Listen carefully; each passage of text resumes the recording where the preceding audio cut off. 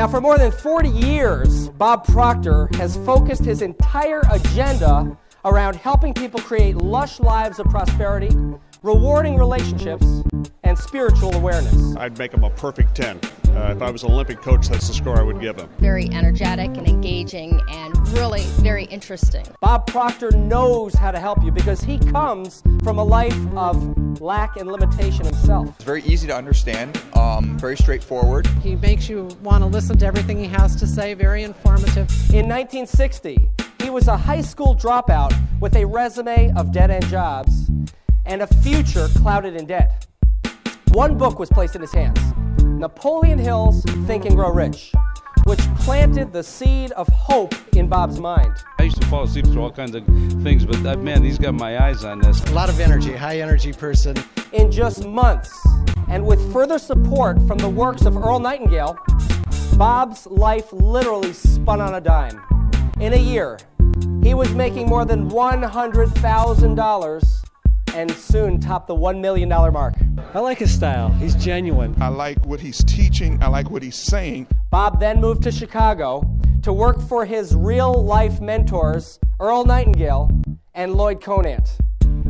After rising to the position of Vice President of Sales at Nightingale Conant, he established his own seminar company. He's dynamic, he's very intuitive into the way the mind is thinking. Oh, I would rate him definitely as a 10. Bob Proctor now travels the globe teaching thousands of people how to believe in and act upon the greatness of their own lives. Presenting his program, The Science of Getting Rich, let's give a warm welcome to Mr. Bob Proctor.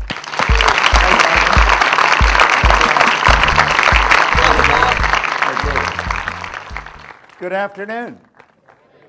This is a neat seminar set up here. Think of this for a moment.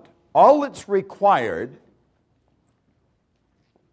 to put the science of getting rich to work in your life is a decision. Now, do you know, most people will look at that and they'll say there's got to be more to it than that. How many of you have been trying to earn a lot of money for quite a long time? How many have difficulty at it? You know, 1% of the population earn about 95 or 96% of all the money that's being earned. And it's a subject that is not taught in school. And when someone comes along and tells you all you have to do is make a decision, we have a difficult time buying into it because we probably worked fairly hard attempting to earn money. Now, I stumbled on this information around 43 years ago. I have been absolutely fascinated with it ever since. It takes up all my days. Some people ask me, what are your hobbies? Just studying this subject. That's all I do. And I have worked all over the world with this, and it doesn't really matter where you go. You can go into different countries, into different cultures. When you get past the culture, people are essentially the same. And I think we all want generally much the same thing. I had a man sit down with me in 1961, and he put an R on the sheet of paper just like what you're looking at there. Then he put 3 letters down beside it. And he said, Bob, let that represent happiness, health, and wealth. And then he asked me if I thought he was a happy guy. And I said, yeah, he seemed pretty happy to me, and he did. He said, have you ever seen me when I was sick? And I had to admit I hadn't. He said, have you ever seen me when I was broke? And again, I had to admit I hadn't. Well, he said, you've got to be one of the most miserable people that I've ever met. And I was an unhappy guy. I was 26. As I look back at it, I think I was an unhappy kid that just grew up and stayed that way. And I believe a lot of people live that way. There's a lot of unhappy people around. I didn't have a terminal illness, but I always had a cold or a headache or a backache or something. And when it came to money, I had a problem. You see, as he said to me, he says, you're striking out in all of these areas. I was actually earning $4,000 a year at the time, and I owed $6,000. Now, you know, that's not an uncommon position for a person to be in. If I took everything I earned for 18 months, nothing to live on, and just paid debt, I would have just broken even. So when you look at that, you know, there's not a lot of hope. I don't think I ever thought I'd get out of debt. It never entered my mind that I could. I never really thought of earning a lot of money. I was just trying to keep the wolf away from the door. You know, the phone would ring every day, tell them I'm not there, you know, or where's the money? And hell, I thought, if I knew where the money was, you wouldn't have to phone me. This was a constant problem. I have often said that you'll be absolutely amazed how much free time you have when you never have to think about money. Do you know that people spend an enormous amount of time thinking about money if they haven't got it? Now, if you have got it, it's a totally different story. And I really believed, I was raised with the idea, if you're going to earn a lot of money, you've got to be really smart. If you're going to earn a lot of money, you have to have a great education. You have to have a lot of experience. But that's not what this man told me. Now, that's the man that I sat down with. His name was Raymond Douglas Stanford. Now, he's been gone for a long time. But that guy made a bigger difference in my life than anyone that has come into my life since then. Now, the little boy that he's holding, I named Raymond Douglas Proctor. That's my son. Now, that little boy today is 6'5". He weighs 240 pounds, and he has no hair. He has 3 little boys that are all bigger than him. So you see, I'm going back quite a ways. But this guy, he really woke me up. He asked me some good questions, and he got me thinking.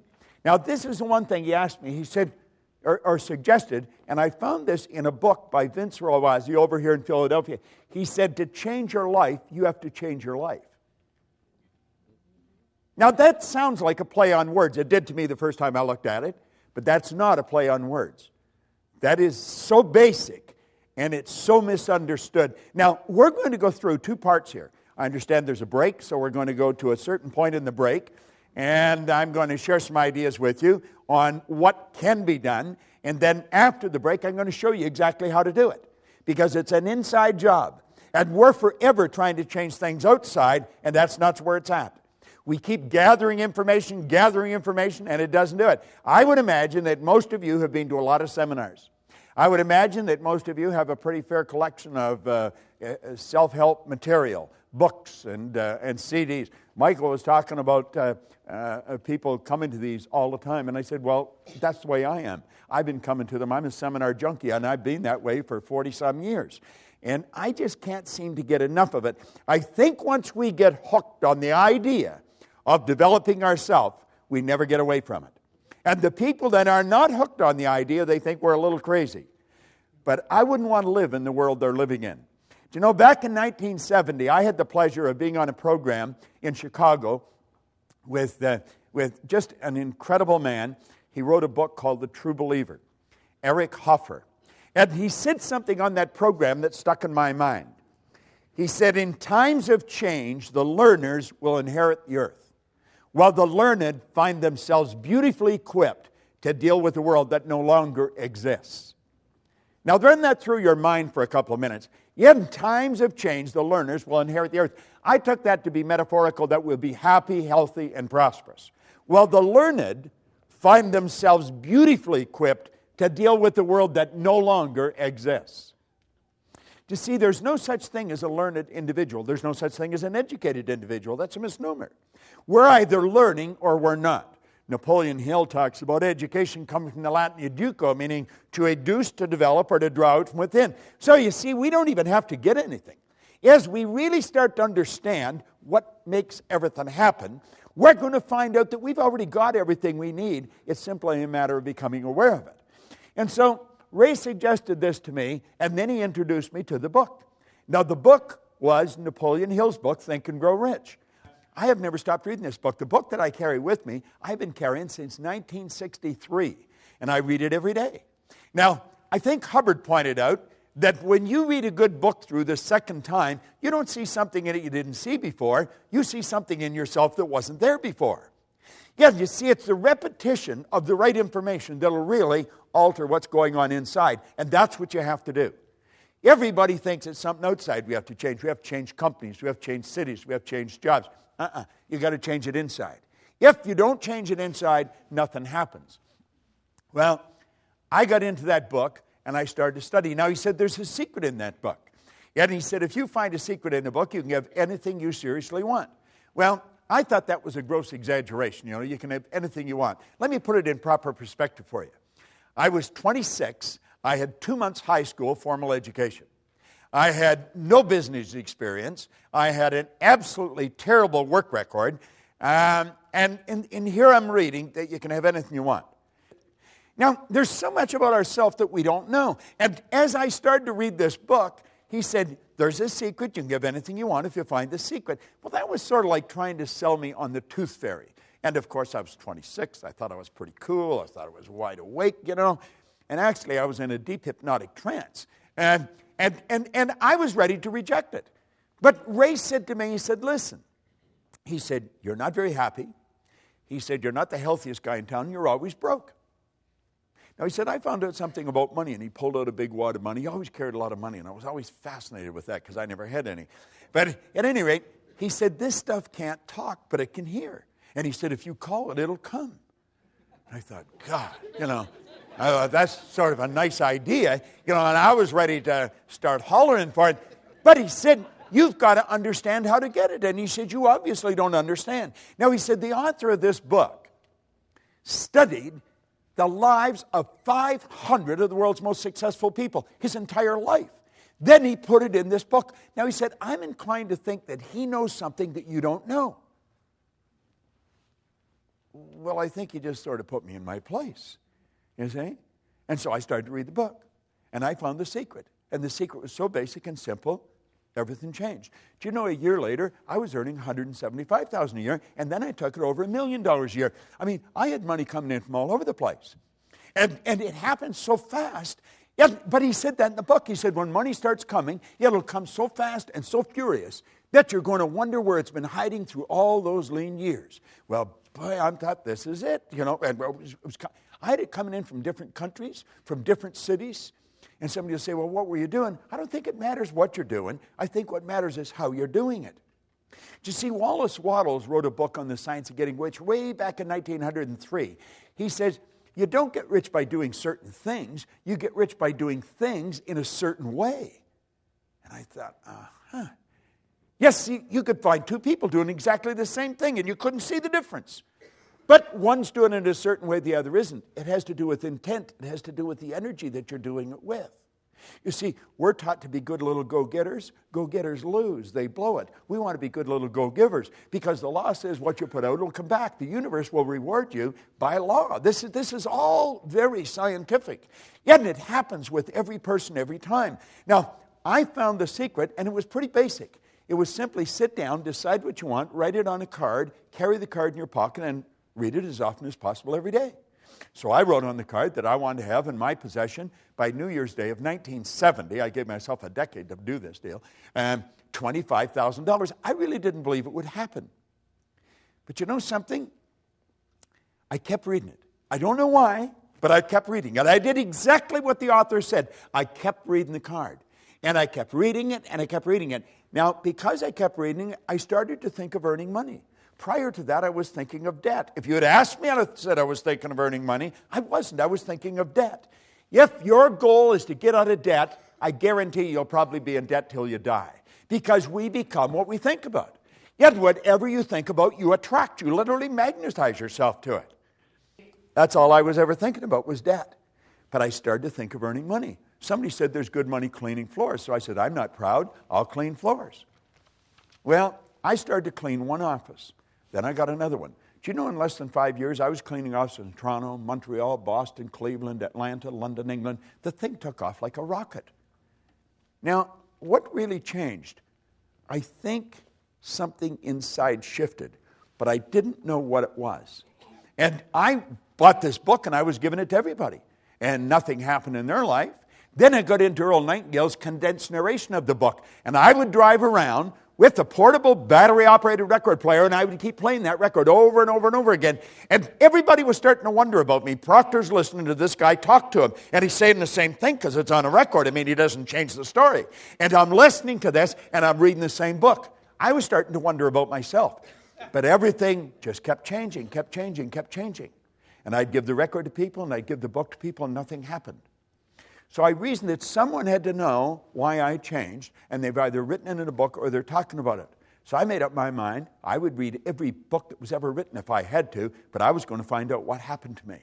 And I have never stopped studying. Now, some of what I found out, I'm going to share with you. And since Michael is trapping this on a DVD, you'd be wise to get it and watch it over and over and over again. No, seriously, because what I'm going to share with you is probably the most valuable information you could ever lay your hands on. And I often mention I've got license to brag about everything I talk about because none of it's mine.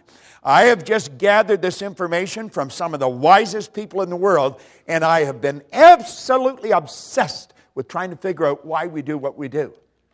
And, of course, you don't even have to be too quick. If you study the same thing for 40 or 50 years, I mean, you're going to start to learn something about it. So that's what we're talking about. Now, I want to suggest that you make up your mind you're going to get in what we call the success zone. It's a way of thinking. Now, get this. If 96% of the population are blowing it, if 1% of the population are earning about 95% of all the money, you're not going to get a whole lot of people agree with what you're doing. Most people are going to look at you kind of strange. What are you going there for? You went there last month. What are you listening to that for? You listened to that before. What are you reading? What do you read the same book over and over for? They don't understand. And you see, they're advertising their ignorance by the questions they ask. When we get into the success zone, everything in our life starts to change. But understand this, you're going to be a bit of an oddball. You're out of the box. You're not one of the masses. And when you get out of the box, your whole world starts to shift. So as we go through this, let's think. Let that little yellow dot on the screen represent your level of awareness. This represents your level of awareness. This is what you're aware of. Now, everything you've got in your life, everything, your relationships, your money, everything, is an expression of your own level of awareness. See, people that earn $50,000 a year are not earning 50 because they want 50. People are earning 50 because they're not aware of how to earn 150. People that are suffering from headaches, they're not suffering from headaches because they want to suffer from headaches. They're suffering from headaches because they're not aware of how to eliminate the headache. It's their head. They made it ache. They can make it stop. So you see, it's awareness we're after. Now think of this. If that little dot represents our awareness and it's responsible for everything we've got in life, just think of how your life could change if we magnify it just a little bit. I mean, everything would start to change. Our relationships would change. We would be healthier. We would live in healthier bodies. We would know more people. We'd earn more money. We'd be able to do more interesting things. And if we just increased it a little bit more, everything starts to shift. Well, I've been living this way now for 40 years. It's absolutely fascinating. I celebrated my 70th birthday last week. I got more energy than most people, 20. I have absolutely no intentions of slowing down. People should say, you should slow down. That's a bunch of crap. We should speed up. We've got more power. Do you know the most erudite scientist alive can't even guess at what you and I are capable of doing? No one knows what we're capable of. All the power is omnipresent. That's within you, within me. Slow down. We're just starting to warm up. What we want to do is calm down. You can go at warp speed and stay very healthy if you stay relaxed. And that's really the secret. Now, just imagine we expand our awareness a little more.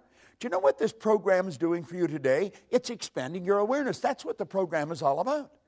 Every time you come to one of these programs, your awareness is widened. Your world starts to change. You think, oh, yeah. That's pretty interesting. And it just keeps getting bigger and bigger and bigger. Our awareness keeps changing.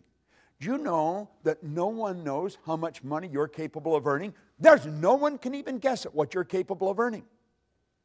We want to become aware. We're like we are because we're not aware of how to do it better. We know how to do it better. Every person in this room intellectually knows how to do a better job than they're doing. Everyone in the room knows how to earn more than they're earning, but they're not doing it. You see, having the knowledge is not the deal. Having the knowledge. I mean, what I remember when I was a kid, a school teacher would say to me, Bob, why'd you do that? I'd say, I don't know. What do you mean you don't know? You know better. I know. Why'd you do it? I don't know. I was in the Navy. Every commanding officer, Proctor, why did you do that? I don't know, sir. What do you mean you don't know? You know better. I know. Why'd you do it? I don't know. You see, I didn't know why I was doing things. Do you know that we do things that we don't want to do? It gives us results we don't want to get. Yet we do them anyway. Do you know what addiction is? It's never getting enough of what you don't want. Yet a lot of people are addicted to results that they don't want. Why do we keep doing it? You see, I think when we start to see that, that's when we start to become aware of how to take control over our life. And that's really what we want to do. So you see, awareness is the big deal. We want to become aware of the obvious opportunities that are available to us. We are surrounded by opportunity. They're everywhere you go. There is an abundance, there's no shortage of opportunity. We can win, and we can win in a big way. Now, when we lack awareness, we miss the opportunity. I used to always say that, the trick is to be in the right place at the right time. I've been in the right place at the right time many times in my life, but I blew it. You know why? Wasn't aware that I was in the right place at the right time. I had to look back at it. Think of it. There's something else. It's being aware that you're in the right place at the right time is not good enough. You've got to be aware that you're in the right place at the right time. Now, do you know that you're in the right place right now to get some information that will literally transform your life? And it's like I said, I've got license to brag about all this information because none of it's mine. I guarantee you, when you walk out of here at the end of the day, your head's going to be spinning because this is good stuff. What's holding most people back? Here's your answer. It's paradigms.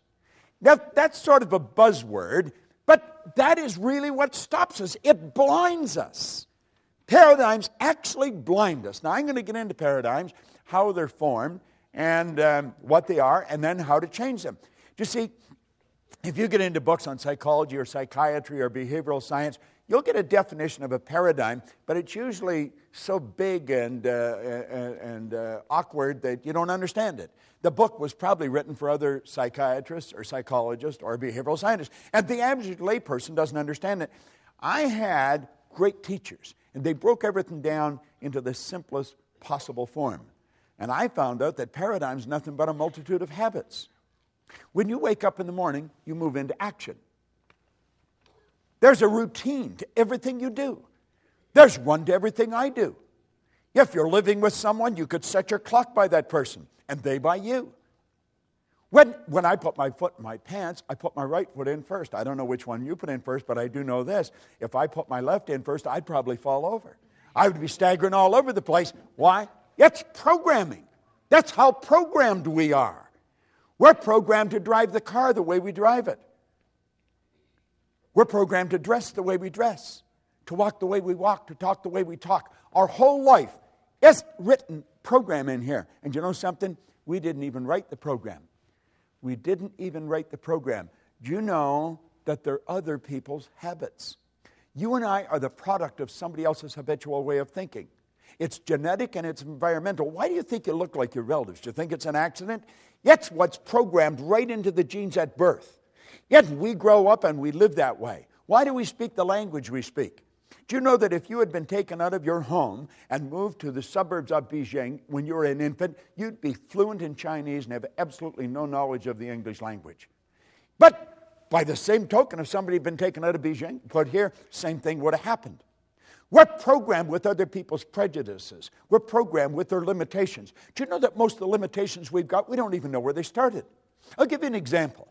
When Linda and I first met, we were out shopping, and I said, you know what I would like is turnip.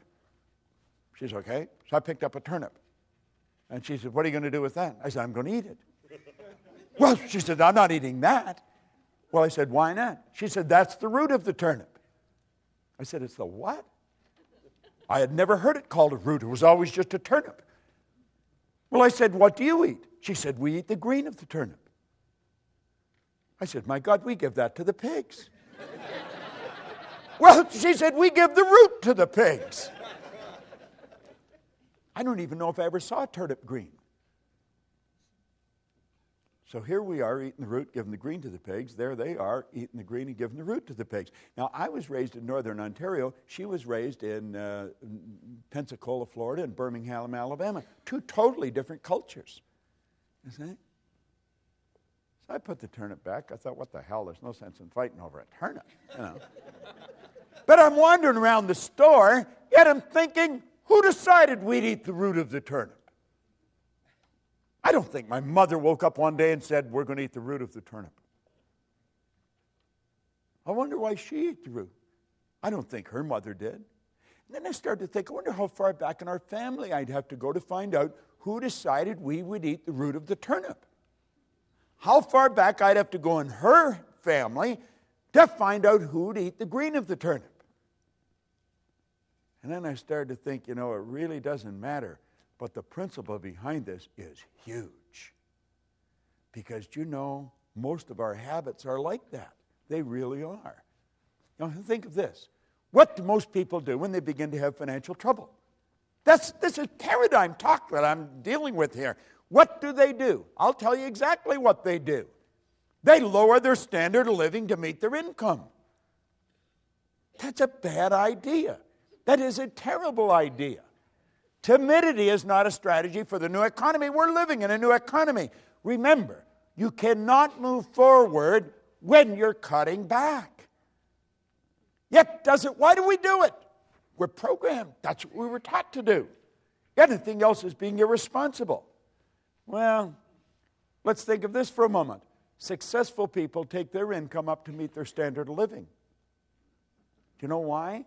They understand how to do it. And if you don't understand how to do it, you're in bad shape. But when you do understand, you don't need to cut back. Never need. I've been working pretty closely with a fellow. In fact, we just come back from Europe. We were over all through Germany and over into Finland. And he had had a bit of trouble with money here just within the past year. And he was put his house up. He was going to sell it. I said, what the hell are you selling your house for? Well, he said, I can't afford to keep it. I said, you can't afford to sell it. No, I said, you've got to make a decision right now. Do you like the house? Yeah, I don't want to sell it. Then don't sell it. Just figure out how to earn more money. And so the two of us got working on it, and his problem was solved. It was simply a decision. Well, that's all we need. See, we're living in a new economy. The economy that you and I were raised in, that's not the economy we're living in anymore. It's a totally different world we're living in. But we're still operating with all the old habits. Now, Gates said one thing is clear. We don't have the option of turning away from the future. You don't have that option. No one gets to vote on whether technology is going to change our lives. It's here. This is the deal. You either fall in line with the new rules or you're going to lose. It's that basic and it's that simple. There's nothing complicated about it. You see? Now, here's three great questions. You want to remember this because this can change your life like night and day. It's so basic and so simple, you could miss it. One, what am I doing? What am I doing? Number two, what works?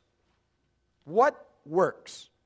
Number three, what doesn't work? Now, when we've analyzed this, let's make up our mind that we're going to stop doing what doesn't work and take all that energy and that time and put it into what does work.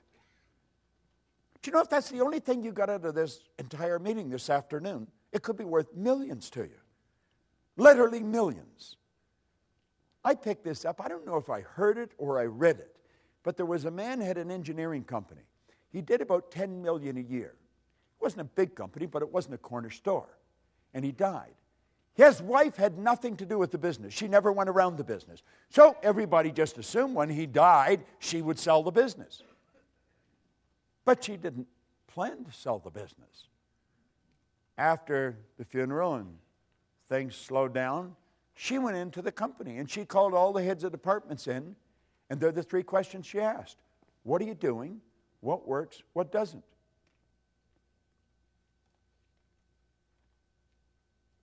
She told them to stop doing what didn't work, spend the time at what does work, and she took the sales from 10 million to 25 million. She just went in every now and then.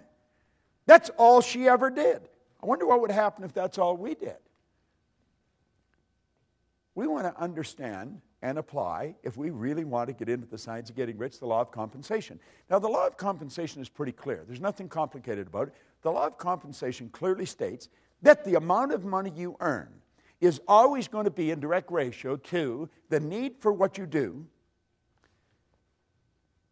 your ability to do it, and the difficulty there would be in replacing you. Now, do you see, if we really study this, there's probably quite a need for what you do. Now, I don't know how proficient you are at doing it. Most people learn how to do something, and then they never improve upon it from that point on. Once we learn how to do it, we just keep doing it at that level. That's why most people read at a grade 7 level. They never learn how to improve upon it. You see? The third one, the difficulty there will be in replacing it. So you see, if you analyze this, you're going to realize that if you just focus on number 2, number 3 is going to take care of itself. Number 1's already taken care of. There's probably a great need for what you do. Now, if we become very, very good at what we do, just keep perfecting what we do. If we sell, let's really learn how to sell. Keep getting better at it. You would become very difficult to replace. Now, I've always felt for salespeople, and I would imagine quite a few of you are in sales, you want to learn to master your presentation. Most people make a terrible sales presentation. Just absolutely terrible. That's why they don't do very well. I have gone into companies and watched sales go up by hundreds of millions of dollars, and we tell the people not to work as hard. See, we've got the idea in our mind, if you're going to earn more, you've got to work harder. Bad idea. Now, think of this for a moment. I want you to think about your financial success. And don't think for a second that you can't change it. You can change it. You can change it dramatically. But really think about your financial success. You see, these meetings, these seminars, they can change your financial success like night and day. There's nothing that'll do it better because it's information that we're getting about ourselves. Now think of this for a moment. Money makes a big difference in all the important areas of our life. You'll hear people say, well, money's not everything and money won't make you happy. That's an absurd statement. Money was never meant to make us happy. And since it doesn't make any difference whether you have it or not as to whether you're happy or not, you might as well have it. At least if you're miserable, you'll be miserable in comfort. I mean, there's some consolation in having it. You see? Now think about it for a moment. Money is meant to make us comfortable. The more comfortable we are, the more creative we'll become. The more creative we are, the more service we can render. The more service we render, the more money we will earn. You see? We want to open our mind to these two questions. Okay? Now, I want you to think about these two questions. What is your name, sir? John. John? John, there's the first question. How would your life change if your monthly income, boom, just like that, became your weekly income? How would it change? A lot more comfortable. You'd be more comfortable. How would you be more comfortable? What would you do different? If every Friday you got what you earned all last month. It wasn't a lottery, it's every Friday. You're not sure, are you? No, you're not. You know something? And that's not unusual. I very rarely ever get a person to answer that question. What is your name? Holly. Holly? Here's a question for you. How would your life change if your annual income, bang, like that, became your monthly income? If on the 15th of every month you earned what you earned all last year? Too hard to imagine. Pretty good. Now, there's two questions, simple questions, no answer. You know why you don't answer them? And you're not an exception to the rule. That's because we never sat down with one of these, wrote that amount, that figure on a piece of paper, and then just think of how to do it. Don't spend any time thinking why you can't, just think of how you can. You know something, you do it. Anybody in this room can turn their, but you're not going to do it by accident. You're not going to do it unless you decide to do it. Now you'll say, I don't know how to do it. Hillary didn't know how to get to the top of the mountain when he went up it either. He didn't. He tried in 51 and he failed. He tried again in 52 and he failed. Yet in 1953, he and Tenzing Norgay stood on the top of the world. Now, I have worked with him on 2 or 3 occasions. He's just a nice guy. The only thing different in him that I could see in me is his side. He's got a hand that would just wrap right around my hand. Big guy. No one had ever been to the top of that mountain. Do you know 1,000 people have been up there since? Things don't happen unless you decide they'll happen. Well, anybody could make that happen. I was flying to Kuala Lumpur, back around 1990.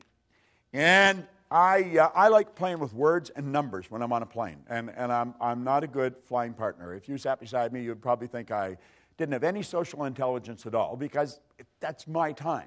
And so I sit there and I write words and I write numbers. And I remember I wrote the word commission one time, and all I could see coming off the page was mission. And I made a program called the Mission in Commission. And there is people that all are in the big commissions. They're involved in the mission. They're not involved in the commission. And it's a paradox, you see. Yeah, because they're not doing what they're doing for money, and yet they wouldn't do it if they weren't being paid. Yeah, it's real paradoxical. You could get your head all messed up if you play with it long enough. But I sat down and I wrote a 1 and 6 zeros. And I took a look at it and I thought, $1 million. You know, we've written songs about $1 million. We'll say, what would you do if you won $1 million? Oh, I don't know what I'd do, you know. And we have all these little games that we play. Line up for blocks. I saw a sign coming in here, just driving into town, where they had a big sign up. There was $1 million in the background, and there were 31 million or 390 million or something in a lottery, you know. And there'd be all kinds of people look at that and say, God, would that be nice, you know. Well, anybody can do this. And I got thinking about the people that I knew had earned $1 million. Hell, I earned $1 million, and I didn't even know what I was doing. You don't have to be very bright to earn money. And there's enough evidence around to prove that. There's all kinds of people that are functionally illiterate. They can neither read nor write. They're multimillionaires. Yet there's people walking the street who are absolutely brilliant, and they're broke. Think about it. That's got nothing to do with being intelligent. It has nothing to do with gender. It has nothing to do with geography. It has nothing to do with working hard. I did a TV show with Robin Leach a number of years ago. He's probably interviewed more wealthy people than anyone alive. He told me the wealthiest people he knows, he's never seen them working. Now, you could be sitting there and thinking, well, what the hell do they do? You know?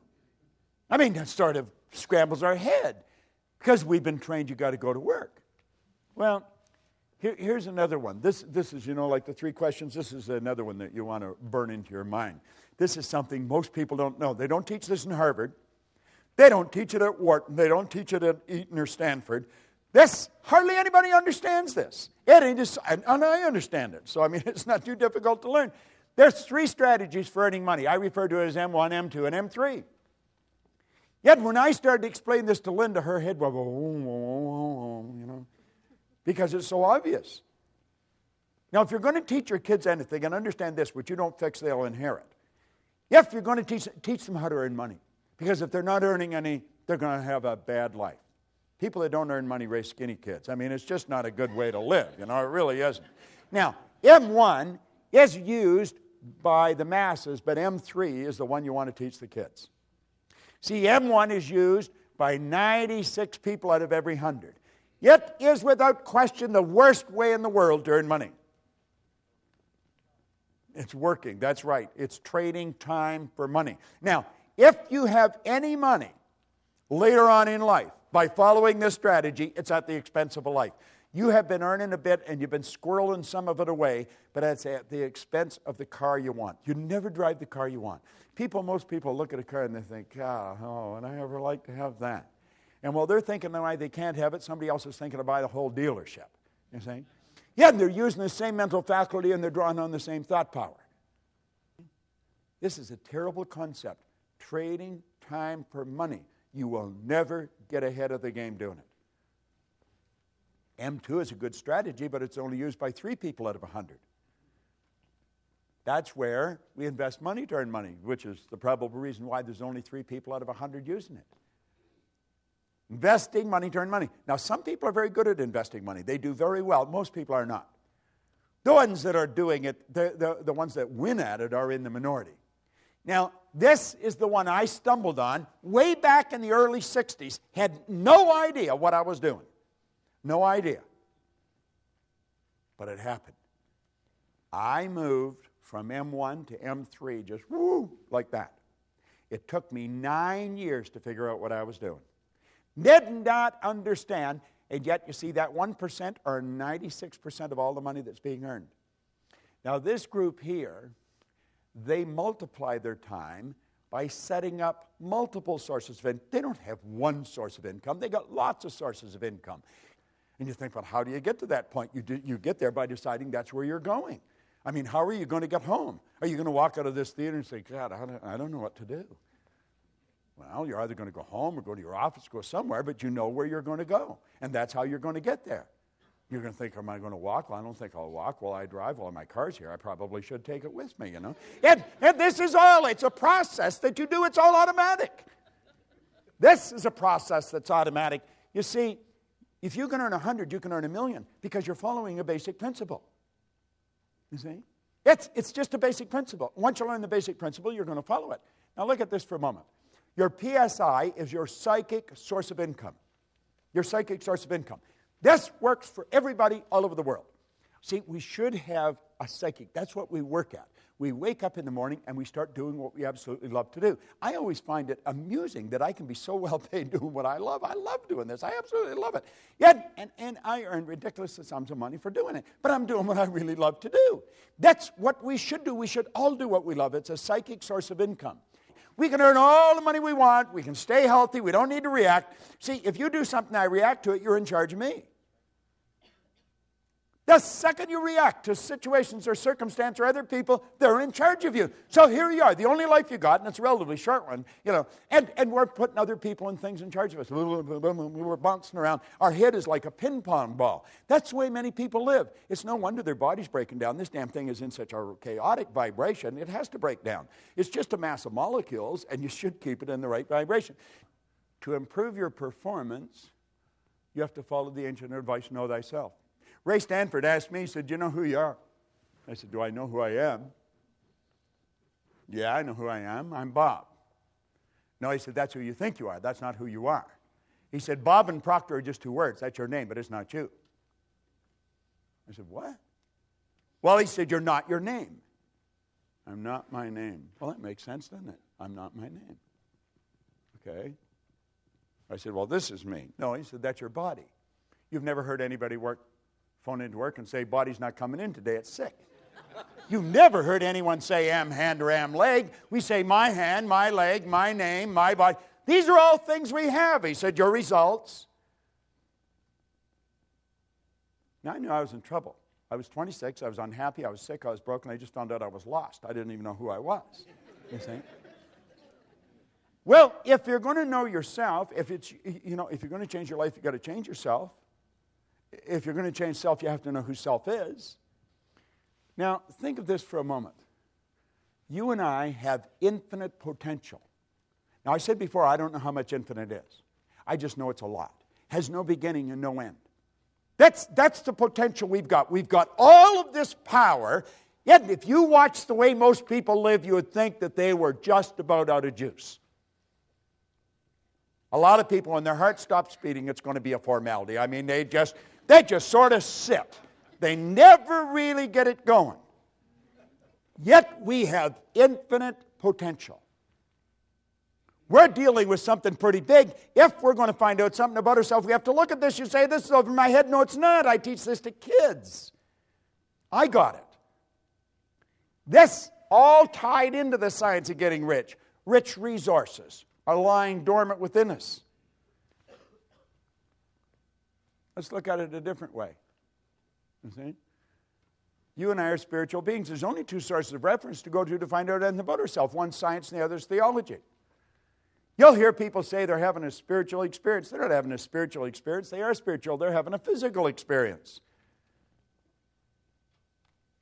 We're spiritual beings living in physical bodies, and we've been gifted with an intellect. Most people really don't understand that part, but that's where the power lies, all right? And our emotional state is going to be determined by how we use our intellectual factors.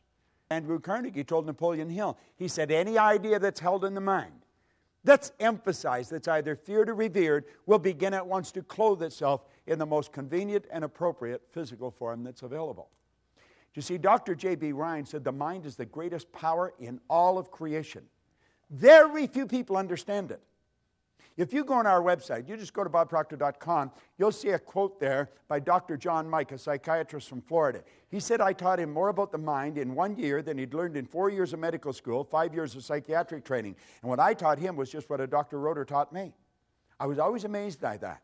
I thought, what do they teach you in medical school? You know, and what we're doing is getting in at the non-physical side of ourselves, and that's where all the power lies. It's a beautiful concept as we start to understand it. What do we need? We need understanding. You really want to change your income, you've got to change your understanding. Now, there's only two things you have to know to really make things happen big in your life. Number one, you have to know where you are, and number two, you have to know where you're going. Now, you see, most programs get you focused on where you're going. That's very important that we have a goal. You've got to know where you're going. But what happened to me that was totally different is Ray Stanford got me to focus first on where I was. He got me to look at what I was doing with my life, got me to take responsibility. He said, your results aren't bad and they're not good, they're just results. Nothing's bad or good except our thinking makes it so. He said, you have to ask yourself, are those the results you want? And I said, no. Well, he said, if you will pay attention and you'll do what I suggest, I can show you how to change it. You see? And my whole life started to change. Most people get us focused on the goal. If we don't know where we're at, we're not going to... Let's suppose we all bail out of a plane and safely land somewhere on the planet. Our objective is to get to this room. Now, we know where this theater is. We know where this room is. Our problem is we don't know where we are. Now, let's say it's overcast. We'll build a ridiculous situation. It's overcast. There's no street signs. There's no wind. There's no compass. There's no map. There's no people. But we know we're on the north. I mean, we could be in Milwaukee heading towards the Canadian border. We could be in Los Angeles heading towards Tijuana. You could be in Atlanta heading towards Miami. We could be right outside this theater and walk away from it. If we don't know where we are, it won't matter where you're going. So you see, we've got to take a good, honest look at ourselves. What am I doing? What works? What doesn't? Who am I? And as we really get a grip on this, everything in our world will begin to change. Now, I'm going to run through this very quick, and then we'll have a break, and then I'm going to come back, and I'm going to show you some simple things about the mind and how to make the shift that you want to make. You see, what we're seeking always is greater awareness.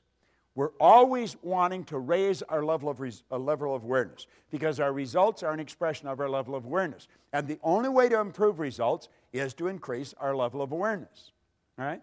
Now, effective goals inspire us to move to increasingly higher levels of awareness. Now, here, yes, what you'll find that people say they want greater health, happiness, peace of mind. All these results are the result of a higher level of awareness. So it's awareness that we should be seeking. We want to raise this, and everything else starts to happen. It happens like unadulterated magic. That's what happened to me, and I couldn't understand it. Now, there's a basic law that said everything in life is either growing or dying. It's either create or disintegrate. So you're never going to stay where you are. Your results are going to get better, or they're going to get worse. It's create or disintegrate. No one stays where they are. Now, the truth is, I think most people get a little better and a little worse. A little better and a little worse. When they get a little better, they're forcing it. But force negates. You see, there's something inside of you that's urging you to grow. This is the spiritual side of our personality. It's the essence of our being. And spirit's always for expansion and fuller expression. There's something in you that wants you to grow. If you run, you want to run faster. If you jump, you want to jump higher. If you sell, you want to sell more. This is good. It causes dissatisfaction. Dissatisfaction is a creative state. My grandmother pretty well raised me, and she taught me that I should be satisfied with what I've got. Grandma was wrong. I should be happy with what I've got, but never satisfied. It's dissatisfaction that gave us the incandescent light. It's dissatisfaction that gave us air travel. It's dissatisfaction that gave us the internet. All those things were always here. People just became aware of them. The way to fly an airplane was always here. We can go all over the world now. We're not a long ways from anywhere. We're only a short period of time away. But while there's something inside wanting us to grow, there's something else that's trying to stop us. And that's the old paradigm. Now, after the break, I'm going to show you how that paradigm is formed and how we can change it. Yet it's just like magic. And when you do, your whole life changes. Everything in your life changes. Just no question about it. Now, you've got the one side that wants you to grow and the other side that doesn't want you to grow. The old paradigm does not want you to grow. Anyone that has smoked and quit smoking, I used to smoke. I quit years ago. But I remember it wasn't an easy thing to do. It was not. Why? Because it was a habit. Habits are not easy to get rid of. Habits are ideas that are fixed in here that control us. Many of you have gone on diets. You want to lose weight. I'll just toss something in for your benefit.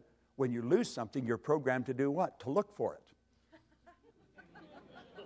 Get rid of the idea of losing weight. Release it. Release it. See yourself at your perfect weight, looking good and feeling great. Your whole life is controlled by images. Get the image of the body that you want to live in, of the world you want. Quit trying to lose weight. Just release it and see yourself the way you want to be. Now, goals determine which side wins. The goal must be something you really want. Towards the end of the program today, I'm going to show you the difference between going after what you know you can do, what you think you can do, and what you want.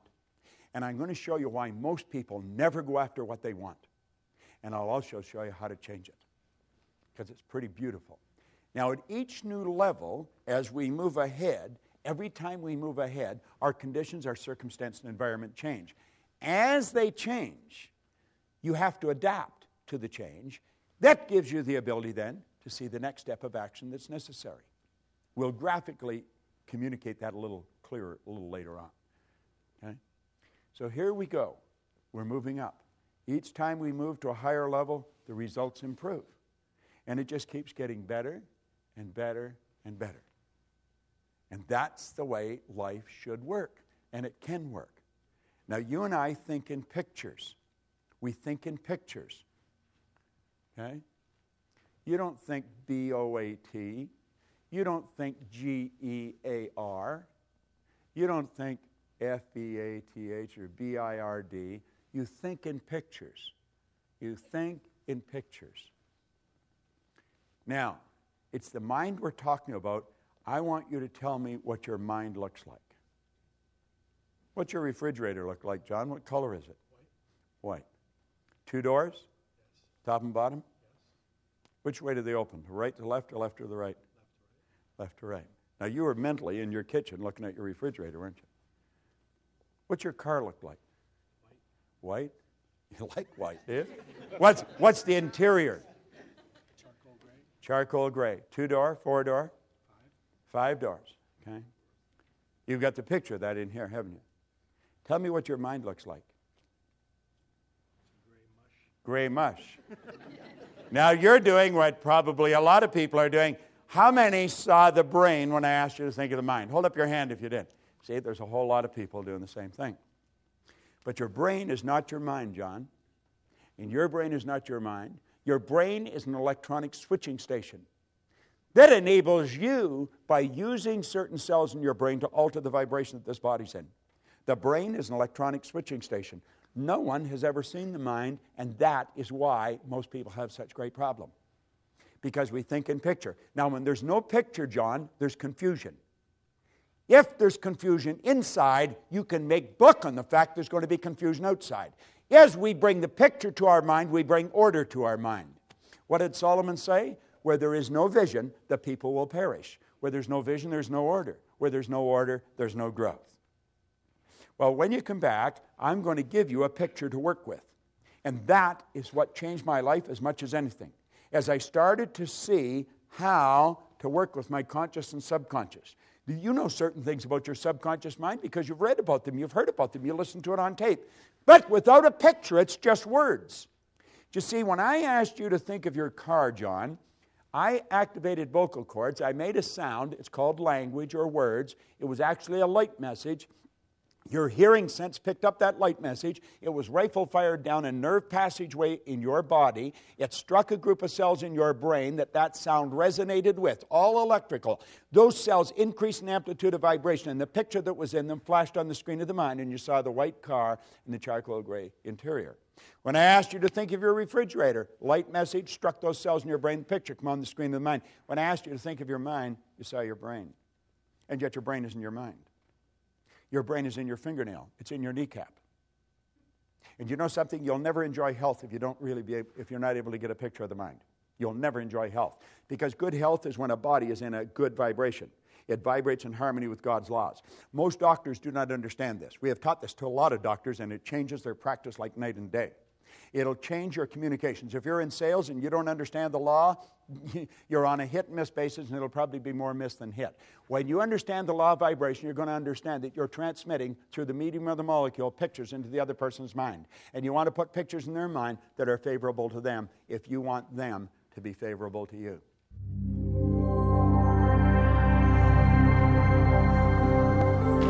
All right. I want you to think now of what we're talking about here, about pictures, about thinking in pictures. If you're going to rearrange the furniture in your room, you get the picture of where you want things, and then you move the furniture there. Everything we do it in our mind first.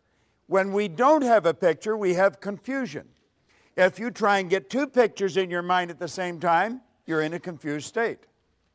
So, when we start thinking about ourselves and we realize we're spiritual beings, we live in a physical body, we have an intellect, that becomes a bit of a problem. How do you see that? How do you get all that? And it becomes too confusing, so we stop thinking about it. Now, this is what I call a magical graphic. This is the genie. This picture, or this drawing, was made by a Dr. Thurman Fleet in San Antonio, Texas, back around 1934. He realized, if we take this back a bit, that most of the healing arts dealt with the physical. If you're treating the physical, you're treating a symptom. You're not treating the cause of the problem. A lot of people are into holistic healing today. That's heal the whole person. And he knew that they had to be healed spiritually, intellectually, and physically. And he knew that there was a problem because of thinking in pictures, and that's when he came up with this concept of the mind. Now, when this was first explained to me, it took me a while to really grasp it because I was getting it confused, different things. So if you look on the inside of the sheet that we give you, you'll see the drawing there, and we'll fill in some of the blanks for you. I let this drawing represent me. If I think of me, I think of this drawing. If I think of the drawing, I think of me. I see my head as my mind and everything else, the neck down from the body. Now, I'm well aware that that's not the way the mind is. Mind is movement. Body's the manifestation of that movement. But since we think in pictures, this is an excellent one. I see the top half of my head as my conscious mind. The bottom half is the subconscious, and of course, the body's the body. Now, it's the mind that controls the body. The body is like a dumb terminal. It will do whatever the mind tells it to do. It can only do what the mind tells it to do. When there's something wrong in the body, you can rest assured there's something wrong in the mind. When you see a rash break out in the body, and we say it's an allergy, you know that there's a problem in the subconscious mind that's expressing itself. All right? It's a fixed concept, and it can be altered. I always say dermatology is the best form of medicine to go into because your patient rarely dies and they never get better. All right? So you just keep saying, try this and come on back for more. Now, the conscious mind is your thinking mind. This is the part of you that you have the ability to think with. Your subconscious is your emotional mind. Your emotions are controlled by the thoughts that you entertain. You choose your thoughts and you think in pictures. You impress the thought upon your subconscious, and that causes you to feel the way you feel. Now, actually, the feeling is conscious awareness of vibration that the body's in. Because whatever is impressed upon the subconscious controls the vibratory rate of the body. The body moves into action, and your actions produce your results. Now, just see, it's the results that most people are trying to change. The results are something outside of us. Now, what we're talking about is the mind. All right? Now, James Allen said, until thought is linked with purpose, there's no intelligent accomplishment. Just the information isn't going to do it. You've got to have a purpose. You've got to have a purpose that is so big, so all-encompassing. That's why you get up in the morning. That's why you go to work. Now, your vision is how you're going to execute your purpose, and your goal is how you're going to execute your vision. But you want to get this little book by James Allen. It's called As a Man Thinketh. It's a little book. It was written in 1903. It is a classic. We have a coaching program, and I coach people a year at a time in this coaching program, and one of the first things I do, I send them this book. I send them that one, and I send another one to them. One is to get them out of the box, to get them to think very big, and the other one is to cause them to monitor their thinking. And as you get into thinking, as a man thinketh, you'll start to monitor your thinking. We've got to become aware of what the heck is going on here. Earl Nightingale used to say, if most people said what they were thinking, they'd be speechless. And I'm inclined to agree with him. You see, we don't want to mistake mental activity for thinking. But at any rate, let's start again. And we'll say, there is the mind, and we'll break it into two parts. Now, this is where it starts getting interesting. I was looking for this book, and I had left it on a chair over here. If you were sitting on that, you've got some great energy flowing through you, I'm going to tell you. Now, I have been carrying this copy with me since 1963. You can see I've had it for a while. Now, in here, he said that an educated person is not necessarily a person with an abundance of general or specialized knowledge. An educated person is a person who has so developed the faculties of their mind that they can acquire anything they want or its equivalent without violating the rights of others. How many of you know what the faculties of your mind are? Let me see a show of hands. 1, 2. Isn't this amazing? Hardly anybody knows what they are. How many people have a perfect memory? Just me? How many people would like to have a perfect memory? Now, you see, I want you to just to look around. The audience is from different walks of life, different ages, different gender, and yet nobody had their hand up for perfect memory. Do you know that every one of us has a perfect memory? Do you know I could teach you how to memorize this book? There is no such thing as a bad memory. There's only weak memories. Memory is an intellectual factor. And you develop your memory the same as you develop your body, through exercise. If I put this arm in a sling and left it there, I think you know in a relatively short period of time, it would be rendered useless. If at the same time I was lifting weights with this arm, I'd have big, powerful muscles here. Now, it's fairly obvious I haven't done either of these things, but if I had, you know exactly what would happen. It's the same with our mind. What happens? People going around, I got such a rotten memory. You don't have a rotten memory at all. You have a perfect memory. Where did you get the idea you had a bad memory? Well, when you were a little kid, you heard your parents say, I got a bad memory. What do? I got a bad memory. You just mimic them. There's no such thing as a bad memory. You have many marvelous mental faculties. And he said, an educated person is not necessarily a person with an abundance of general or specialized knowledge. An educated person is a person who has so developed the faculties of their mind that they can acquire anything they want or its equivalent without violating the rights of others. Yeah, we think, we can't have anything we want. Oh, yes, you can. Every religion teaches you that. All science teaches you that. Where'd you get the idea that you can't? Well, you probably got it from your next-door neighbor, who probably doesn't know much more than his next-door neighbor. So we put these two back together, the conscious and the subconscious mind. Now, we have been programmed to live through our senses. We go by what we see, hear, smell, taste, and touch. And that's pretty well the way we were programmed. You see, they are like little antennae that are hooked up to our conscious mind. They're just like antennae, picks up information from our outside world. So this is the way most of us live. We look at our bank account, that tells us where we're at financially. We look at our report card, that tells us where we are intellectually. A report card just tells you where the child's mind was for a few minutes on a given day a few weeks ago. Has nothing to do with the person's level of ability to move ahead. Nothing.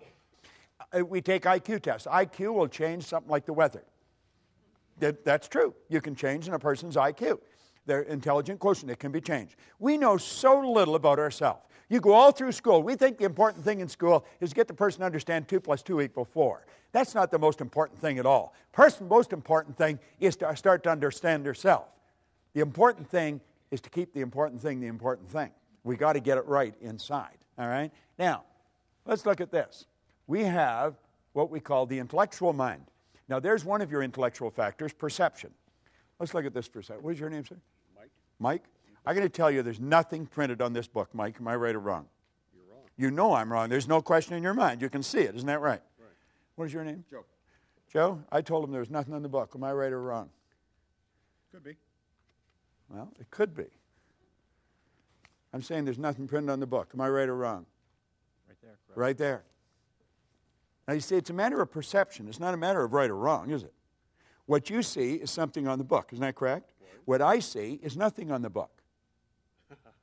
No, but you see this, you say, well, that's a cute little trick you pulled on Mike. But it's not really a trick. It's a natural law of the universe. It's perception, and it's the law of opposites. Polarity is a law. Like, I'll tell you that's the right side of the book. You know it's the left. Isn't that correct? Right. There's an inside and an outside. You couldn't have one without the other. If I sliced the right side off this book, and I kept doing that until I took the last slice off, I've also gotten rid of the left, haven't I? That's a little difficult to grasp. If I kept slicing the right side off the book.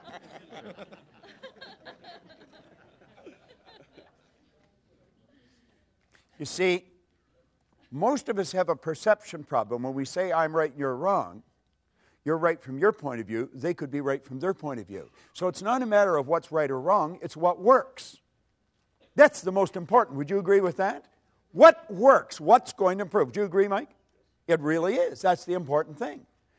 Now, take a look at the next one. Oh, back that up. Is the will. The will gives us the ability to concentrate. All right?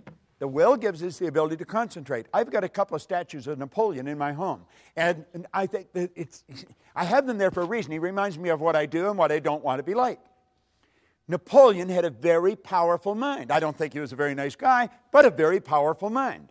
One of his biographers called him organized victory. Another one said he had immense capacity for sustained concentration, highly evolved will. The will gives you the ability to hold one idea on the screen of the mind to the exclusion of all outside distractions. The will is what you use when you concentrate. And through concentration, you increase amplitude of vibration. Your energy is more powerful. Okay? Now, the imagination, Hill said it's the most marvelous, miraculous, inconceivably powerful force that the world's ever known. And we've all got one. Let's start using it. Now, we take memory. Memory's perfect. We know what the memory is. It's a matter of development. Now, your intuition, it's called an intuitive factor. And you develop this intuitive factor, and you're going to find that you'll just be aware of what's going on around you. You can read people like a book. And the last one, of course, is reason. Now, understand this. Yes, you watch this DVD, and you want to put it on and watch it, and you want to get it, and you want to put it on, and you want to watch it over and over and over again, because what we're going into now is very important, and most people never understand it in their entire life. It costs them millions. I could earn $1 million so easy it would make your head spin. Earning money is a simple thing to do when you know how. If you don't know how, you could work all your life and not be able to do it. The conscious mind is the intellectual mind, and the conscious mind can think. This is really important that we understand this. This is what most people do not do. You just watch the average person. They'd never do what they're doing if they were thinking. They'd never say what they're saying if they're thinking. We have the ability to think. We can tap into an infinite power, and we can build any idea in our mind. Now, every great leader, as far back as you can go, have taught us that we become what we think about. What do you think about? All right? Now, you have the ability to accept or reject any idea that comes along. So if you're listening to the news or you're reading the newspaper and they tell you that the economy is going down, you might say, for you, but not for me. This is going to be the best year that I've ever had. During the Great Depression, there was all kinds of people earning millions. Not everybody lost their money. You see, I'm not trying to flatter you, but coming here is one of the most brilliant things you can do. I was talking to a lady right here at the break, and she was telling me that she got a cassette or a tape from, it was Napoleon Hill's Principles. And she was listening to them. She says, things were going really great. And she said, for some reason, I lost it or stopped listening to it, and things started to go in the other direction. Well, we're so influenced by suggestion. Suggestion is one of the most powerful forces in the universe. And you see, if you come here on a regular basis, just when you start to slide off, it'll bring you back on track again. Now, I think you should listen to this stuff every day. We read the paper every day. We eat food every day. We wash our bodies every day. How about recharging our mind every day? We're dealing with the most potent force in the universe, and we're dealing with the mind. Now, your subconscious mind has no ability to think. It cannot choose. It cannot reject. It can only accept. The conscious mind can reject. You want to reject a lot of the things. When people start to complain, get away from them. I don't want to spend any time with anyone that talks about how bad things are or why things can't be done. Your subconscious mind will accept anything, and whatever goes into the subconscious mind must be expressed through the body. It cannot differentiate between what's real and what's imagined. Hold your hand up like that. Come on, everybody get their hand up like that. Put their hand like that. Put it here in your chin for a second. Will you do that? Now, where's your chin? You see? You're thinking. Why did we go here? Because I went there. If I said, let's follow me, and I went off a cliff, would you go? We have a tendency to go by what we see, hear, smell, taste, touch. We do not think. You know that's not your chin. You say, well, you put your hand there. There we go. You see, that's the defense. They did it.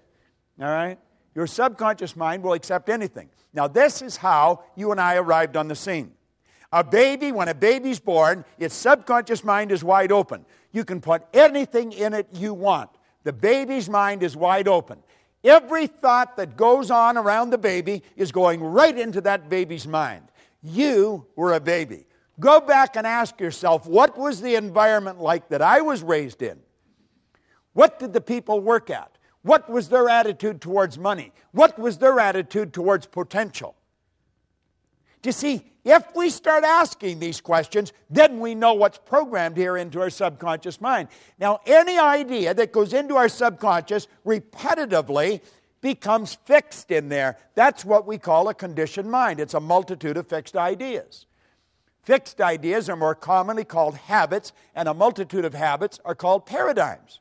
How did we get in the habit of doing things? By the idea going in the subconscious mind.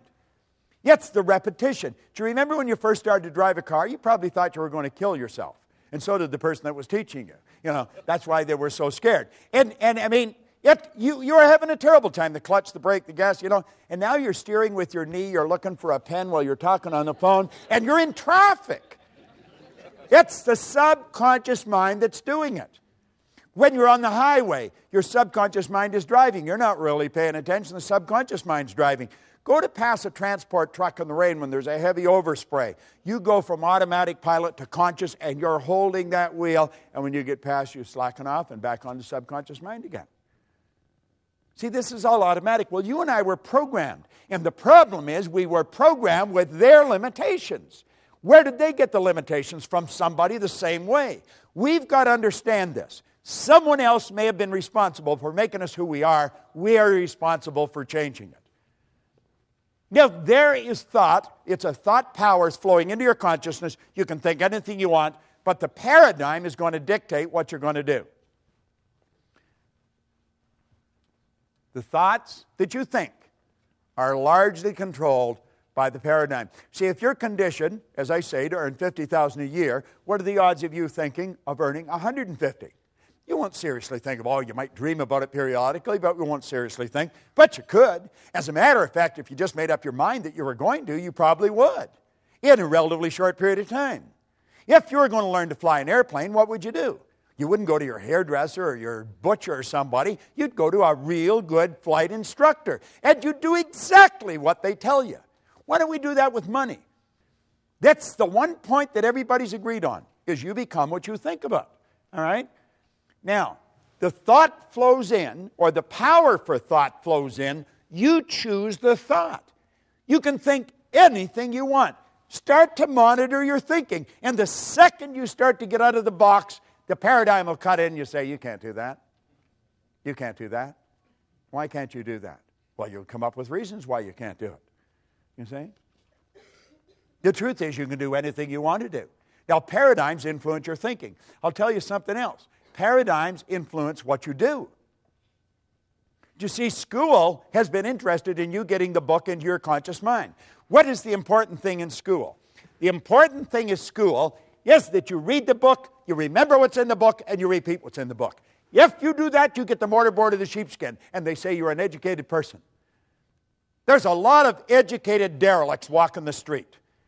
They remembered what's in the book. It doesn't cut any ice anymore. For a while, we got away with that jazz. There was a lot of money wasted. Companies aren't doing it anymore. If you don't produce, baby, you're on the street. Cry, bitch, complain, do all you want, but you shouldn't have been there. If you're not performing, you don't deserve the reward. It's a simple concept. And if a company's paying for people for non-performance, then the company's going down the tubes. School has us programmed to believe if we can repeat it, we've got it. Well, that ain't so, because you can repeat all kinds of stuff, but the paradigm's still controlling your behavior. You see? School gave us the knowledge. However, school never taught us how to alter the paradigms. If you don't learn how to alter the paradigms, it's never going to happen. Got to alter the paradigm. See, you want to improve your results, or you wouldn't come here. I don't think you're coming here because you had nothing to do. I think you're all very busy.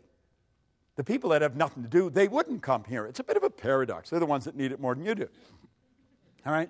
Now, what does the program tell us to do? This is the way we are programmed. The starting point is results. We look at the results we're getting. The results cause us to think the thoughts we're thinking. This is a formula for losing, by the way. But this is the way we operate. You look at the x-ray. You look at the bank account. You look at the present relationship. If you're letting present results control your thinking, you're on a losing track. The thoughts cause the feelings. The feelings cause the action, and the action produces more of the same. If you're having financial problems today, you probably were a year ago. If the student's getting an D average in school, they probably did last year. We think we've got to cram more information. No. Put the books away. Sit down, teach them something about themselves. Get them to see themselves as an honor student. Get them to relax, totally relax when they write the exam. They've got all the information there and it'll flow out. They've got to start to see themselves as worthy of the good life that they desire. When I left public school, Miss Strawn, who was a nice lady, she said, Bob, where are you going to go? And I said, I'm going to Malvern Collegiate. Oh, Bob, don't do that. Go on over to Danforth Tech, get a trade. You'll never do well in the business world. I got people like Price Waterhouse, Prudential, some of the largest companies in the world. They'll pay me on the ass to go in and work with their executives, and I would never do well. Miss Strawn was wrong, but I believed what she said until I was 26. And consequently, I never tried to get a good job. I always had a dumb job, hated the job. I remember working for a guy in the West End of Toronto. He was not a nice man. He really was not a nice man.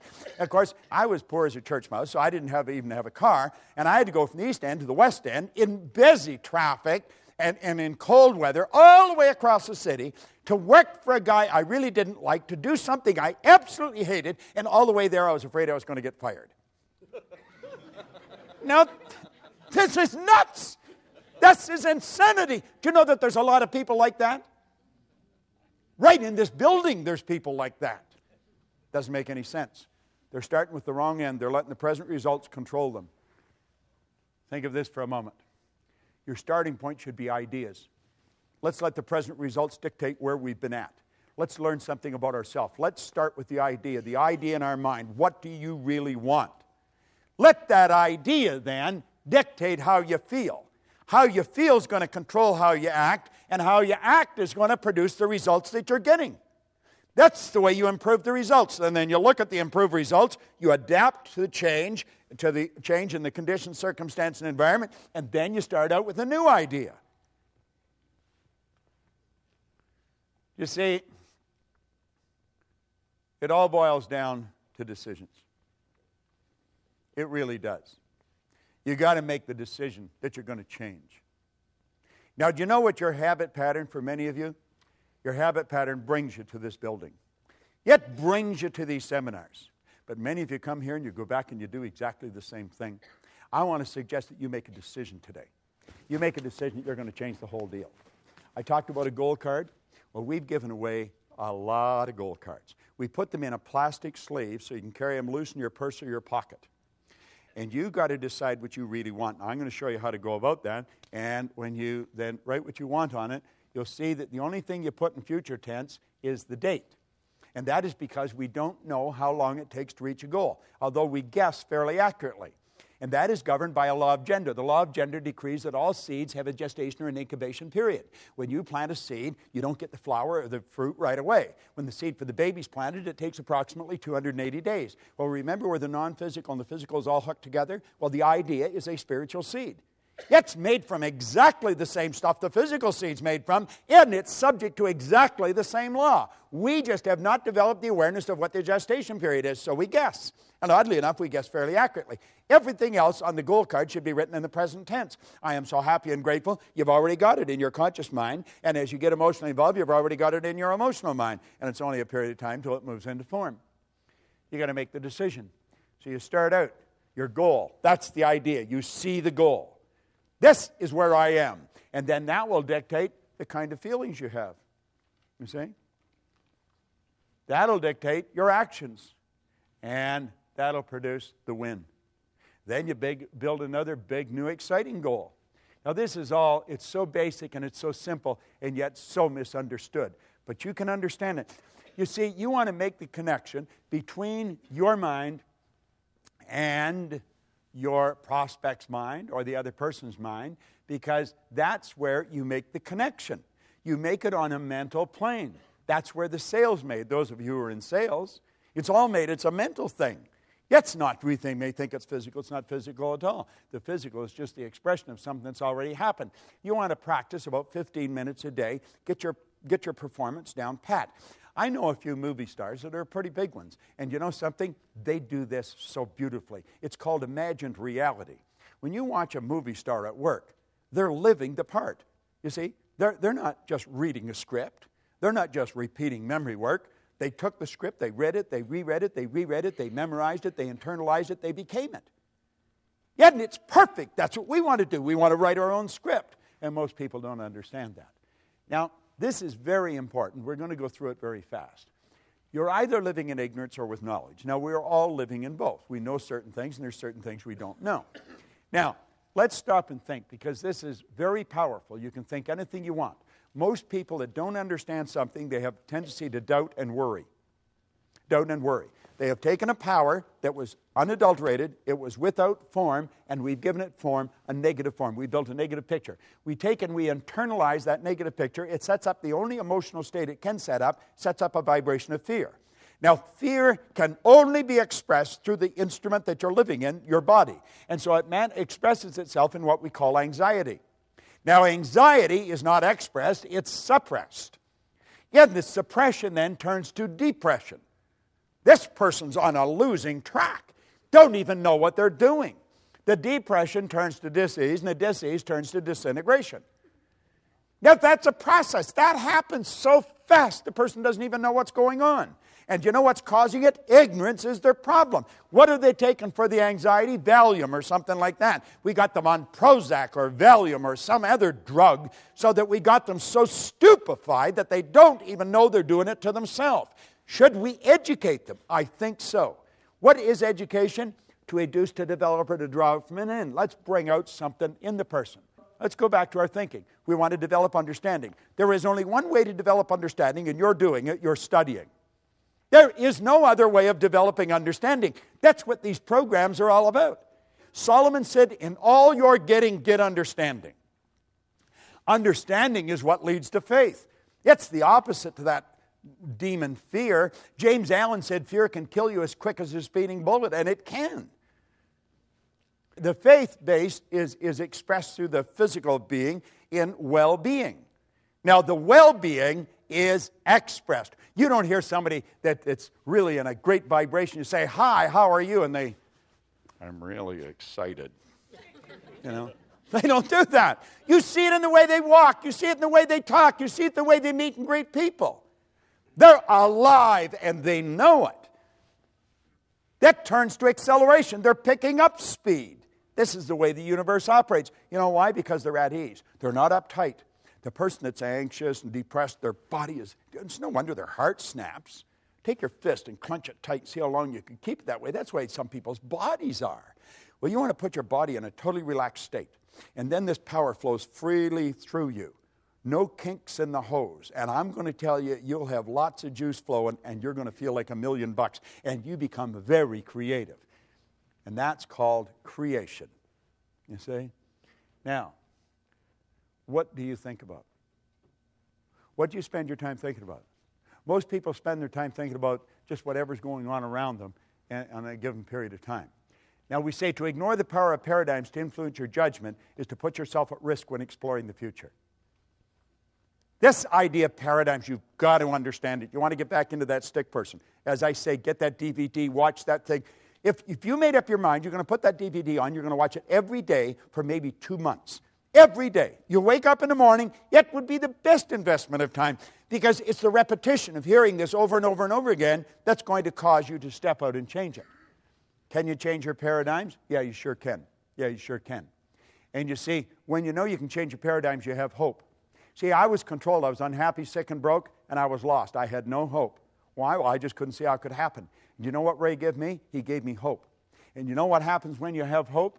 That means that you have options. Now, what a difference. I love this. What a different story people would have to tell if they would adopt a definite purpose and stand by that purpose until it had time to become an all-consuming obsession. I love that book. I truly love it. Most people are extras in their own movie. They really are. You know, it's sad. They write the script. They're the casting agent. They're the director. They're the producer. They're the executive producer. They do the whole deal. And they give themselves maybe a walk-on, maybe a line if they're really gregarious. But most of them just stand there and they look at the stars. They think, God, I ever wished I could do that. We could do anything. Anything we want. See, what we want to do is say, what do I really want? Not what do I think I can do, what can I afford, what do I want? Life is not a practice run, you know. You're not going to get another bite at the apple. This is the deal. This is it. I remember one time we were down in Atlanta on a speaking engagement when I worked with the Nightingale Corporation, and Earl got up and slowly started to move across the room. And somebody said, what are you doing? He said, I was just thinking, that's the way most people go through life. They tiptoe through life, hoping they make it safely to death. It's true. That's the way most people live. We want to step out and do the thing we really love. Now, here's a lesson for you on goals that is absolutely incredible. So you'll want to remember it.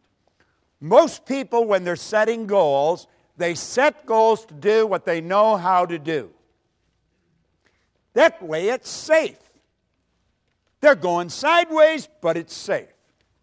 You remember we talked about the level of awareness, how you reach? We said goals are to cause you to stretch. That's the purpose. The goal isn't to accumulate. Money's not to accumulate. I never have enough money. Never. Do you know why? I'm always doing something beyond where I'm at. That's what keeps me growing. I want to extend what I'm doing. I want to get another deal going. And everybody's saying, gee, Bob, why don't you slow down? I want to do it. And so then you've got to attract more, you see. You've got to keep going.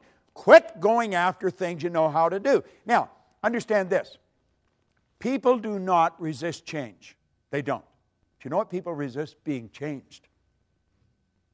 See, if I try and force change on you, the wall comes down. But if you decide to change, no problem. We say people resist change. They really don't. They resist being changed. Now, let me tie this into that. You hang out with people that you're comfortable with. You're on the same frequency as them. What we say feeling was conscious awareness of vibration. So you hang out with people that are in the same vibration as yourself. If you're miserable, you're not happy with happy people. You got to be with miserable people. If you're happy, you're not happy with miserable people. You got to be with happy people. You don't find the big producers hanging out with the little producers. And you don't find the little producers hanging out with the big producers. You don't find rich people living in the slums. You don't find people that have no money living in where rich people live. You are attracted to people who are in harmony with you. That's the law of attraction. That's the way it works. Like energy attracts like energy. Now, the people you're mixing with, if you're setting goals to do how you know how to do, that's where they're at. Now, when you go to move ahead and you say, I'm going to go after something bigger and better, and as you go after it, they don't want you to. If you gave them a polygraph and really sucked the truth out of them, they want you to win, but they don't want you to leave. Do you know why? They would have to adapt to your absence. They don't want to do that. They don't want you to leave. Do they want you to win? Yeah, but they don't want you to leave, and you can't win if you don't leave. You're thinking, geez, this is true. You can relate to this. Now, we sit down. We're going to stretch. We're going to go after what I think I can do, and we get our slide rule out, and we get the whole deal, and we get the plan. You've got to have a plan. Wharton teaches you got to have a plan. Harvard, you got to have a plan. So we get this plan, then we go down to the office place, and we get a folder, and we print it out on our color computers, and we got our pie charts and our graphs, and it's all in color. We got a plan. Man, are we proud of our plan. But you know something? We don't go anywhere. You know why? No inspiration. Here we're going after something we think we can do. God, we're stretching, but there's no inspiration. And there's no support. The person that you're leaving isn't going to support you, and you're not inspired because you're just doing what you think you can do. You got the plan, though, but the plan ain't going to do you any good. It just won't work. Now, if you go after what you want, you're going to fantasize. And you've been taught that's a no-no. When you were a little tiny girl or boy, you could fantasize. The mom would just leave you there and let you play with the pots and pans, and you did all kinds of great things with them, and you were fantasizing. But when you went to school, the teacher come down, pay attention. You were being bad. You weren't paying attention. Your mind was wandering. You left the room. You left your body there, but man, you're on a trip. And they punished you. Now, you don't have to punish a person for so long, they'll stop doing whatever it is that they're doing to get punished for. So now we have these great big companies, and we got little wee creative departments. Why? We don't want people to be fantasizing. Fantasy is where everything started. This building was nothing but a fantasy at one time. Somebody got the idea of putting a whole bunch of theaters under one roof. They said it'll never work. So we go from what we know we can do to what we think we can do, but there's no inspiration, and so we go back to what we know we can do. And we get bored there, and we go back to what we think we can do, but there's no inspiration and no support till we go back to what we know we can do. You see? And that's the end of the story. We're all screwed up, and we don't win. You see? But the seminar said, choose a goal. I choose the goal. It's what I thought I could do. Got to play it safe. You got to be realistic. This realistic jazz is for the birds. All right? Look here. There's the 3 stages of creating the life you want. And if you want to go after what you want, you've got to fantasize. So you start out here, and you build a fantasy. And you see yourself doing what you want. Doesn't matter how you're going to do it, you build the fantasy. You see the picture. Doesn't matter where the money is. Now you've got to turn that fantasy into a theory. Before you can turn it into a goal, you've got to pass a test. The theory, now it's an idea in our conscious mind. We're really putting our higher faculties to work on it, but we've got to pass a test. We've got to ask, am I able to do this? If all things are possible, if this is an orderly universe, and if we have all the power within us, yes, I'm able to do it. Don't know how, haven't got the foggiest idea, up to here in debt, don't know where the money's coming, but yes, I'm able to do it. The second question, am I willing? Am I willing what? Am I willing to pay the price? If you're not prepared to pay the price, you don't deserve the reward. I remember my wife started her own business, and she was over her head. And I would go into the bedroom, and sometimes she'd actually get into bed and get under the covers and pull them over her head. She literally did that. And I'd go in and I'd say, what the hell are you doing? I'm scared. No. Well, what are you scared of? I don't know. Well, I said, why don't you quit? Well, then she'd get angry, and she'd end up, and away she'd go. You see? And now she's got to the point where a little bit of fear doesn't bother her anymore. Now, did I do the same thing? Well, I didn't get in bed and hide under the covers. But, God, I used to pull the drapes. Ooh, it was terrible. Am I willing? You've got to be willing to pay the price. If you're not willing to pay the price, you don't deserve the reward. You've got to be willing to come to these meetings. You've got to be willing to invest in the programs. You've got to be willing to do that. And if you're not, you don't deserve the reward. Now, the second you answer yes to those questions, now you've got a goal and you want to impress it upon the universal subconscious mind. And when you do, the entire universe comes to your aid. That may sound like a bizarre statement, but I'm going to tell you, if I had a year to explain it, I could break it all down. That's exactly what happens. If you have to attract somebody from China, you'll attract them. We're not in this room by accident. You know, we're all supposed to be here right now. You're always in the right place for the right reason at the right time. And that idea will begin to move into form, and it'll turn into what we call a fact. And when you've done that, then you're in the position to build bigger and better fantasies, and that's called a creative process. You don't have to know how you're going to do it. You only have to know you're going to do it. So here's the deal. You start out and you fantasize. You see it. You believe it. And you do it. How do you think that guy got up that wall? Do you think when he was standing at the bottom, he knew every step he was going to take to get to the top? Not on your Nelly, did he? He knew that he was going to get to the top of the wall, though. And he said, I'll put this pick in here, and I'll put this one in here. I'll bring this foot up here and this one up here. That's the first step. He adapted to the change in his condition, circumstance, environment, and then he picked the next step. And that's how he got right to the top of the wall. And that's how Hillary got to the top of the mountain. And that's how Edison built the light bulb. And that's how the Wright brothers got the plane off the ground. And that's how we built the internet. And you want to know something? That's how you're going to create the life you want, a step at a time. Yet you're always going where you don't know, and it's scary. But I believe if you're not living on the edge, you're taking up too much room. You know? You got to know where you're going, and you got to know you're going to get there. Isn't that how we did it? Do you know what Dr. Werner von Braun said when John Kennedy asked him what it would take to build a rocket to the moon? He said, the will to do it. That was it. Nightingale said that success is the progressive realization of a worthy ideal. You've got to have an idea that you really want. It's got to be big and so all-consuming that you don't have time to listen to the ne'er-do-wells. You don't have time to listen to the people that don't have time to live. You see? What do you really want? Now get this. Praxis is the integration of belief with behavior. You say you believe things, and yet your behavior would indicate you've never heard of it. We've got to integrate our belief with our behavior. It's very important.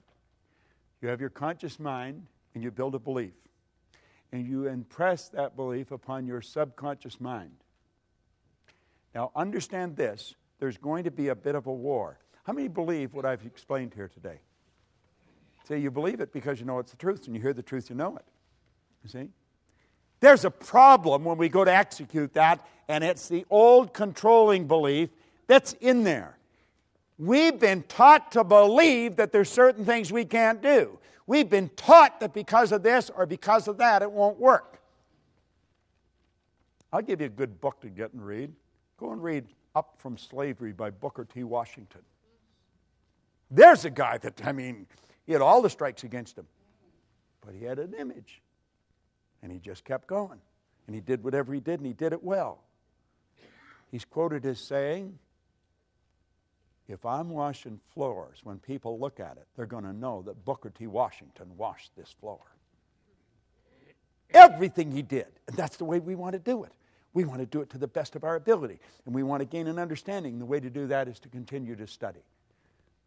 So here's the overview of what we've done. Power flows in. And number one, we build an image. Number two, we plant that image in our subconscious mind. That image then is expressed through the only instrument it can be expressed through, our physical body. That is an absolute law. It is an absolute law. The image you impress upon your subconscious controls your vibration, and your vibration controls what you attract into your life. And you're attracting stuff into your life. Everything that's coming into your life, you're attracting. So don't be afraid to step out. Maslow said you're either going to step forward into growth or you're going to step back into safety. You see? When we talk about the science of getting rich, we want to understand there is a science to getting rich. I want to tell you a story.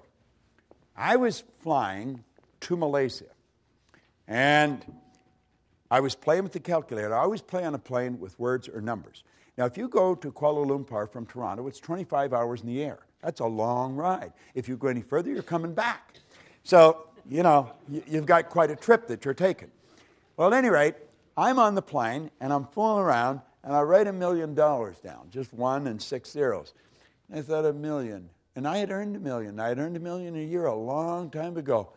And I know a lot of people that have earned $1 million, and most of them are not overly bright, And there's some of them who are absolutely brilliant, but they're not all that bright. And where I may be fairly bright today, but relative to where I was, man, I'm telling you, I was one of the stupidest guys in town, but I was earning all this money. So it has nothing to do with being bright or anything like that. It's a decision. And so I'm on the plane, and I'm thinking, what do these people do? And I started to think about the people that earn $1 million. What do they do that is so different? Well, first of all, they just decide they're going to do it. And then they step out and do it. And they come from all different walks of life. But all the ones that I knew that did it are all locked into this. Michael and I were talking. We were talking about people being seminar junkies. And I said, I've been a seminar junkie for 40-some years. And I wouldn't want to be any other way. I feel sorry for the people that are not. Because, you see, that is a very crude way of saying that a person's really into the development of themselves. Well, I took a look at the people that earn the money, and I thought every one of them, without exception, are really locked into studying. They never stop studying. They have just magnificent libraries of CDs and now DVDs and cassettes. I've got it right back to the records and the old record players. I've got them all. I've kept them all. The record player they used to drive around with in Vic Conant's office in Chicago, I took it down and gave it to him one day. But, I thought, we should teach people to earn $1 million. And so when I got off the plane, now this is way back 1990, I got off the plane and I got on the phone. And I phoned Mark Victor Hansen, and then I phoned Val Vanderwall, who's gone now. And, it was the middle of the night here, but I wasn't thinking of that. The clock had turned around. And I got them out of bed, but I got excited, and I was telling them what I was going to do. And they said, geez, it's a great idea. So there was a bunch of us. There was Jack Canfield and Mark Victor and Vanderwall and Lee Poulos. And there was a group of us, and we put together a program, and we taught it in Hawaii. And we were teaching people to earn more money. Now, we knew how to earn it, and we were teaching the other people how to earn it. And one of the things we were teaching them is you got to lock into study. You got to study every day. We eat every day. We wash ourselves every day. We get dressed every day. There's certain things we do every day that's religious. You've got to study every day. You've got to allocate a part of your income and a part of your time to your own development. And that was part of the lesson. And they all knew that we did. Take that Think and Grow Rich book. I read that every day. So at any rate, we started, and Jack and Mark come up with an idea, and they said, Proctor, we're going to do a book. And we had brainstorming sessions going, and they said, you got lots of stories, give us some stories. And he said, we're going to write a book. And there was a gal there, Cindy Spitzer.